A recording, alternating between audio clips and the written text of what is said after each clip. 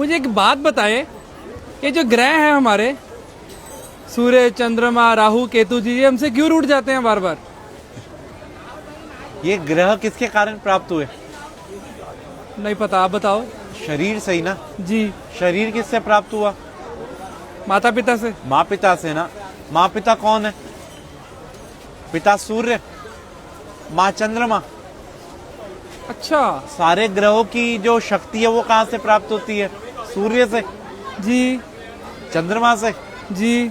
अब आप घर के ग्रहों को तो आप पूछ नहीं रहे और बाहर सोच रहे जा जाके सब ग्रह शांत हो जाएं, वहां पूजा करा लो, वहां पूजा करा लो, वहां पूजा करा लो। अरे कोई जरूरत नहीं किसी पूजा की। अगर आप अपने माँ पिता को प्रणाम करते हैं ना और उनकी सेवा करते हैं तो आपको किसी भी पूजा की जरूरत नहीं है। मतलब जो बाहर दान पुण्य करता है, किसी गरीब को, किसी नीडी को खिला रहा है, और घर में माता पिता को नहीं पूछ रहा, तो कोई फायदा नहीं दान पुण्य का भी। क्या फायदा ये तो बताओ। और मंदिर गुरुद्वारे जाने का भी कोई फायदा कोई फायदा नहीं। भाई सबसे पहले भगवान कौन है? माता पिता। जिसने अपने माँ पिता की सेवा कर ली उसने सब कुछ जीत लिया। अगर वो अपने माँ पिता की सेवा नहीं कर सकते तो उनका कोई भी दान व्यर्थ है। आज जो गणेश जी अग्रसर हैं, सबसे पहले उन्हीं की पूजा होती है। क्यों? उन्हें ब्रह्मांड के 3 चक्कर की जगह माँ पिता की परिक्रमा कर ली थी।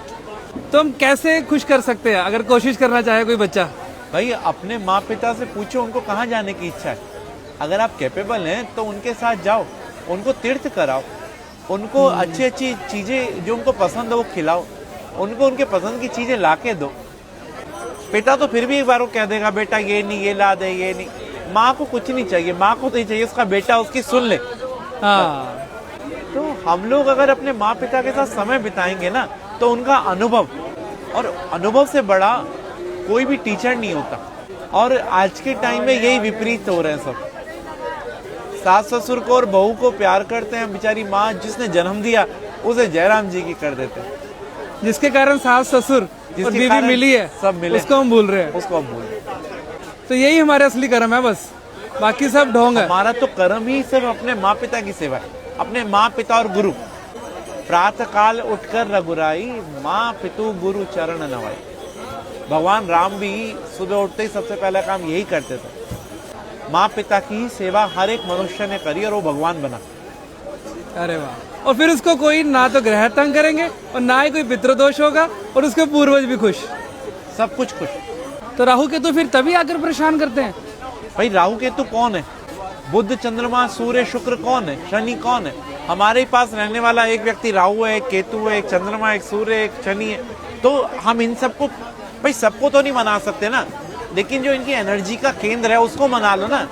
पिता को प्रणाम करने से सूर्य, पिता की सेवा करने से सूर्य, पिता की सेवा करने से हमारे सारे ग्रह शांत हो जाते हैं। आज जो मुस्कान आपके चेहरे पे है उसका कारण कौन है?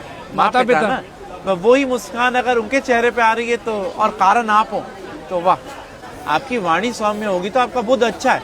आप अगर तेजवान है तो आपका सूर्य अच्छा है। आप अगर सौम्य है तो आपका चंद्रमा अच्छा है। आपकी पत्नी अच्छी मिल गई तो आपका शुक्र अच्छा है।